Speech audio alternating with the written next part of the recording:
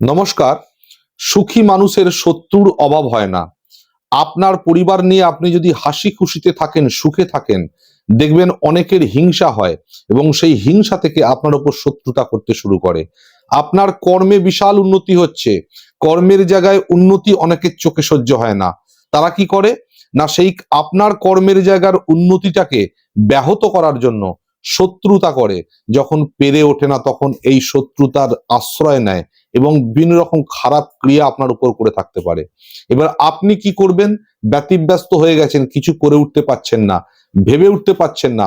শত্রুকে হয়তো আপনি চিহ্নিতও করে নিয়েছেন, কিন্তু কিভাবে এর প্রতিকার করবেন? আপনি তো পারেন না তার সঙ্গে লাঠি হাতে যুদ্ধ করতে।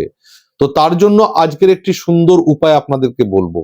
বাড়িতে যে তাওয়া থাকে, যেটা করে আমরা রুটি করি, সেই তাওয়ার মধ্যে খানিকটা শুকনো হলুদ, গুঁড়ো গুঁড়ো হলুদ যে আছে, যেটা আমাদের সংসারে রান্না বান্নায় ব্যবহার হয়, কাঁচা হলুদ নয় কিন্তু, গুঁড়ো হলুদকে সেই তাওয়ার মধ্যে ভালো করে ভেজে নিন।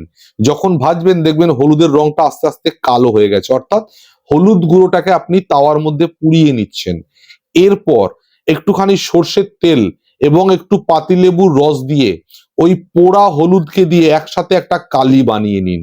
এই কালি দিয়ে আপনাকে একটি ধূসর বর্ণের অর্থাৎ ছাই কালারের কোনো বস্ত্র খণ্ড জোগাড় করতে হবে।